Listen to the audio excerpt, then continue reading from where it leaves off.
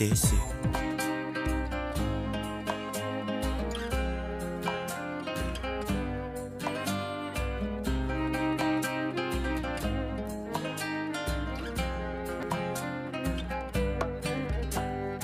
Bon, nous continuons toujours avec la crise de Corée. J'ai dit que lorsque les communistes nord-coréens envahissent le sud, parce que là il y avait une démarcation au 38e parallèle qui divisait la Corée en deux, ils l'ont envahi avec l'idée de réunifier cette Corée, mais sous la bannière du communisme. Les Américains ont fait pression aux Nations Unies, auprès du Conseil de sécurité, pour qu'ils soient mandatés de venir au secours des Sud-Coréens. Donc les Américains interviennent sur le terrain, directement.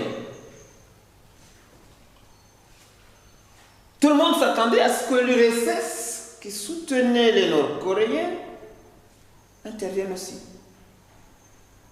Mais non, l'URSS a laissé les choses aller. C'est plutôt les Chinois qui vont envoyer sur le terrain ce qu'ils appelaient des volontaires.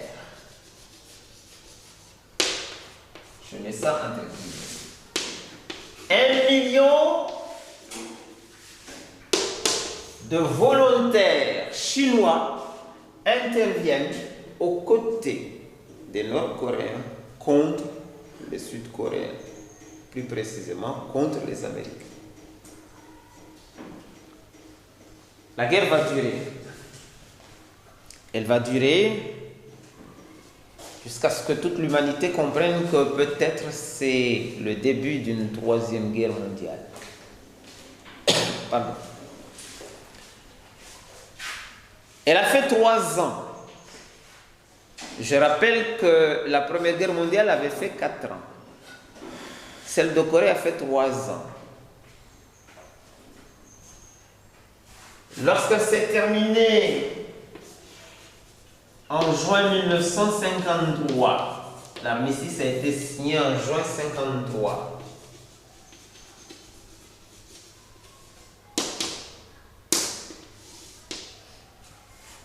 Elle a fait 5 millions de morts. Presque la moitié de ceux qui sont morts pendant la Première Guerre mondiale. Donc c'est ce qui montre que le conflit était un conflit sérieux dans le temps, parce qu'elle a duré, mais aussi sur les dégâts qu'il a fait. Alors, l'intérêt justement que nous pouvons tirer de ce conflit, c'est de voir encore que l'URSS n'est pas intervenue justement pour que ces soldats n'aillent pas confronter directement les soldats américains. C'est pour éviter un affrontement direct. Il a préféré laisser d'autres pays s'intéresser au conflit, donc par pays interposés, mais pas directement. Et pour finir avec ces conflits, il y a la crise de Suez. Je rappelle que la crise de Suez, c'est en 1956. On peut comprendre que nous quittons un peu le cadre chronologique du sujet, mais cette crise n'a pas commencé en 1956. Elle a été préparée depuis un peu avant, mais elle s'est déclenchée en 1956. Voilà pourquoi nous avons choisi de signifier toujours cette crise ici pour montrer ou schématiser les tensions entre les deux blocs.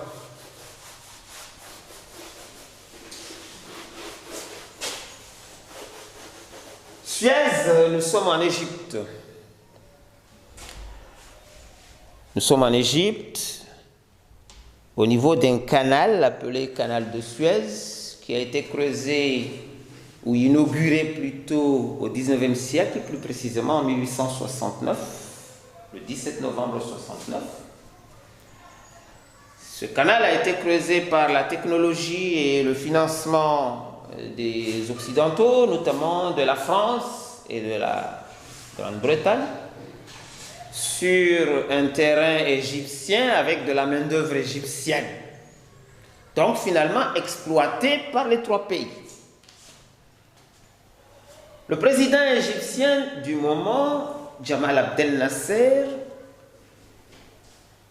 a eu l'idée un jour de vouloir construire un barrage sur le Nil, le fameux barrage d'Assouan. Pourquoi?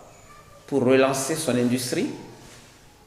Le barrage allait le permettre d'irriguer des terres, pour promouvoir l'agriculture, mais aussi pour fournir de l'électricité permettant d'industrialiser la vallée du Nil. Donc il voit ce barrage un intérêt économique manifeste. Il a demandé à la Banque mondiale de lui fournir les moyens financiers nécessaires. La Banque mondiale a refusé parce qu'elle estimait que, avec ce barrage, c'est un scandale vers le sud, parce que les barrages, ça allait bloquer le limon, la terre fertile qui allait fertiliser la vallée du Nil en aval, mais aussi diminuer la production péchière à l'embouchure du fleuve. Donc la Banque mondiale refuse.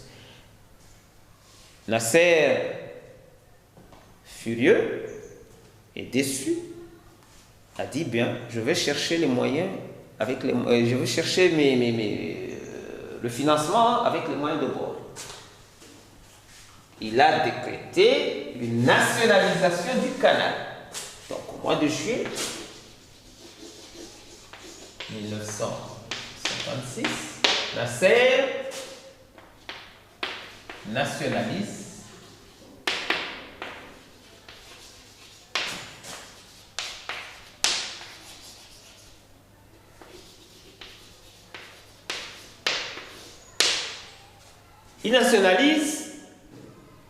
le canal.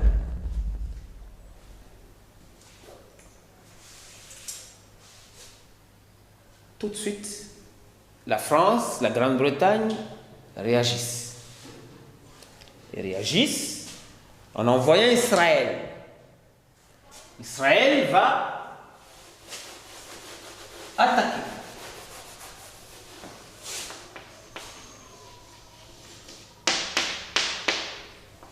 Lance une attaque.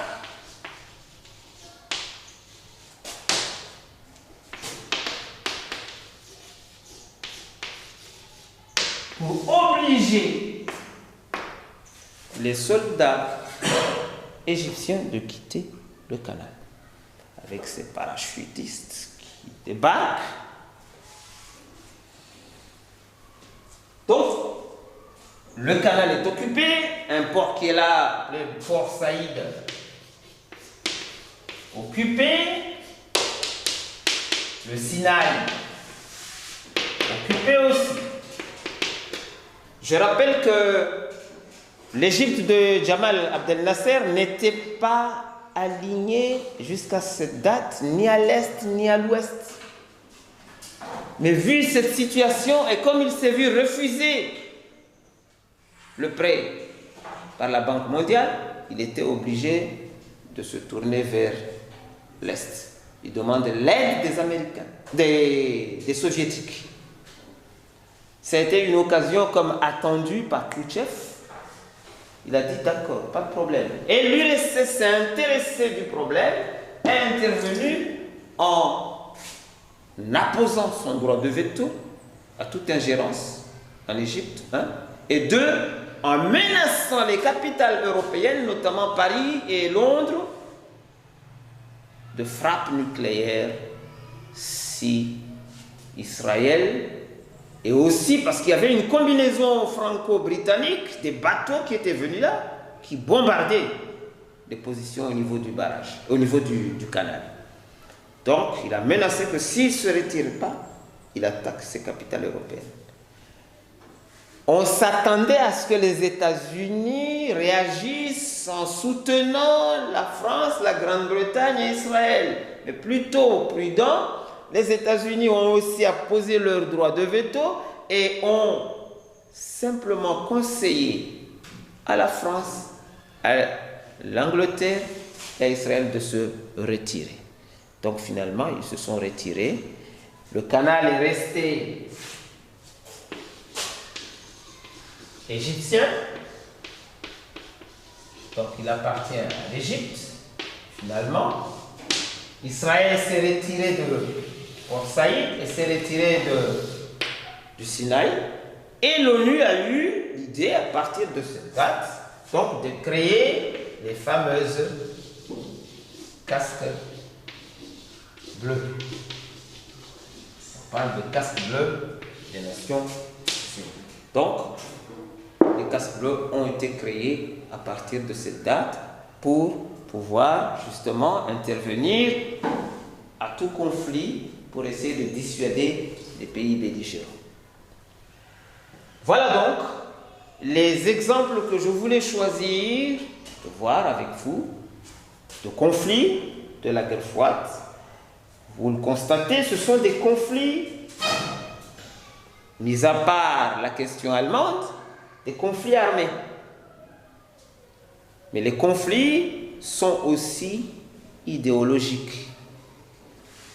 Il y a des conflits idéologiques.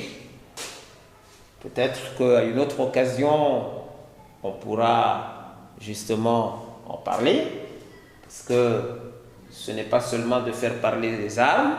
Il y a eu des persécutions un peu partout, en Allemagne, en France, aux États-Unis, mais aussi en URSS, des gens qui étaient persécutés parce qu'ils étaient pro-occidentaux ou pro-communistes. Donc à une autre occasion, nous parlerons de ces conflits non armés, mais qui sont plutôt des conflits d'ordre idéologique. Merci.